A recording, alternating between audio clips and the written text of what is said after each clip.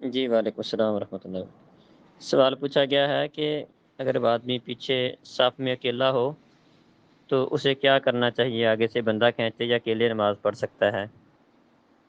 اگر آگے صف میں جگہ ہو اور پھر آدمی پیچھے اکیلے کھڑے ہو کر نماز پڑھے تو اس کی نماز نہیں ہوگی، اس کو نماز دہرانا پڑے گی، جیسا کہ دارمی میں حدیث ہے 1322 نمبر پر۔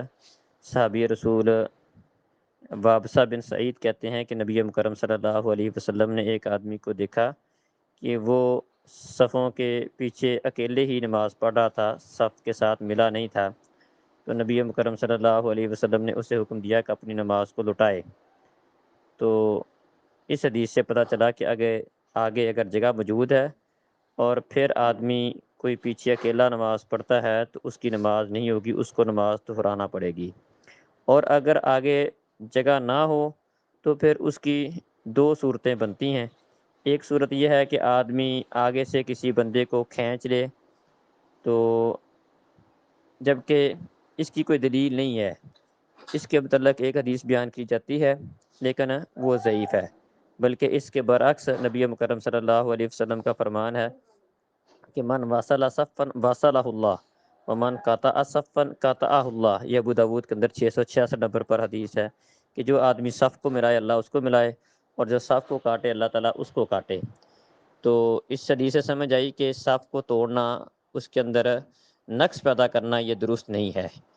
تو پھر ایک ہی صورت باقی بچ جاتی ہے، اور وہ یہ ہے کہ آدمی اکیلا پیچھے کھڑا ہو جائے، کیونکہ یہ اس کا عذر ہے، اور عذر کی وجہ سے اگر وہ اکیلا کھڑا ہوتا ہے تو انشاءاللہ اس کی نماز درست ہے۔ تو خلاصہ یہ نکلے گا کہ آگے اگر جگہ موجود ہے پھر آدمی پیچھے اکیلا نماز پڑھتا ہے تو اس کی نماز نہیں ہوگی، اس کو نماز دوبارہ پڑھنی پڑے گی، جیسا کہ دارمی میں حدیث ہے۔